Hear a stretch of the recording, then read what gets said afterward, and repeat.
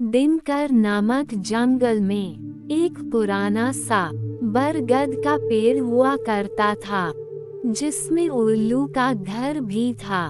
उसी पेड़ के नीचे एक हाथी भी रहता था, जिसका नाम झनकू था। एक जगह पर रहने की वजह से उल्लू और झनकू हाथी के बीच अच्छी दोस्ती थी। इधर हाथी सारा दिन जंगल में मस्ती करता था।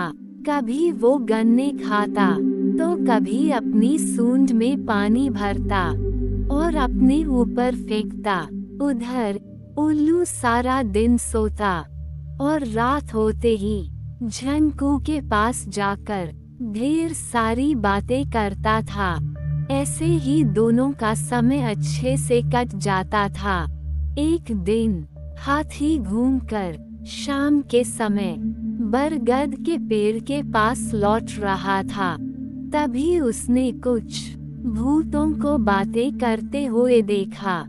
उसने सुना कि भूत आसपास के लोगों को डराने की सोच रहे हैं। उसी वक्त भूतों के सरदार ने झनकू को देख लिया। वो जोर से चिल्लाया, पकड़ लो इस हाथी को। कुछ भूत झनकू को पकड़ने के लिए उसके पीछे भागने लगे। भूतों के सरदार के पास खड़े कुछ भूतों ने पूछा, ये कौन था सरदार? सरदार ने जवाब दिया, मैंने कल रात सपने में एक हाथी को पूरा खाया था। ये हाथी बिल्कुल मेरे सपने के हाथी जैसा ही था। इसे देखकर लग रहा है कि सपने सच हो सकते हैं। इसे पकड़कर आज मैं अपना सपना सच करके ही रहूंगा। उद्धरण चिन्ह। तभी हाथी को भूत पकड़कर सरदार के पास ले आए। झनकू ने पहली बार भूतों को देखा था। उन्हें देखकर वो डर गया। कांपते हुए झनकू हाथी की तरफ भूतों का सरदार अपना सपना सच करने के लिए आगे बढ़ने लगा।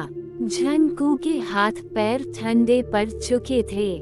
ताकत तो झनकू के पास काफी थी, लेकिन उसे समझ नहीं आ रहा था कि भूतों से कैसे निपटे।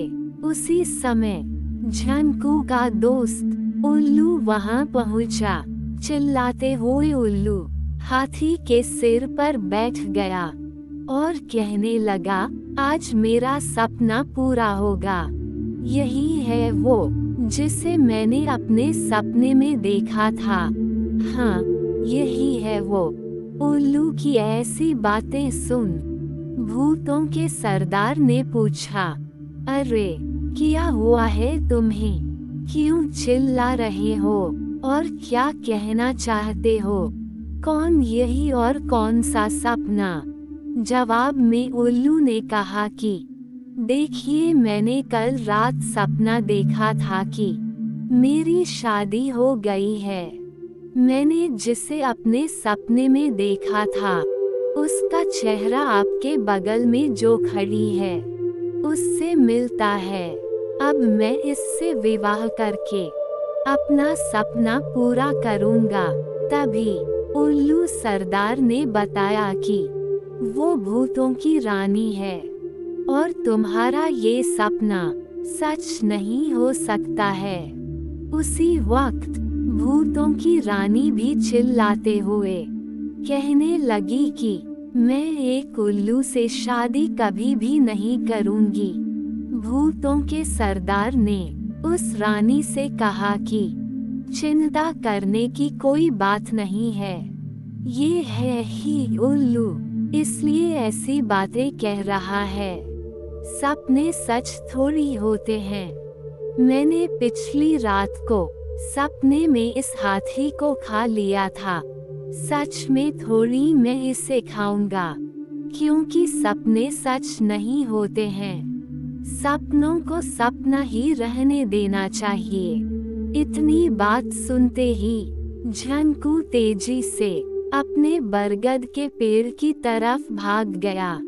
हाथी के वहां से जाते ही उल्लू ने भूतों के सरदार से कहा, आप लगते तो हैं उल्लू ही, लेकिन बातें और काम समझदारी की ही करते हैं। मुझे अच्छा लगा आपकी बातें सुनकर। इतना कहकर उल्लू वहां से उड़कर बरगद के पेड़ पर पहुंच गया।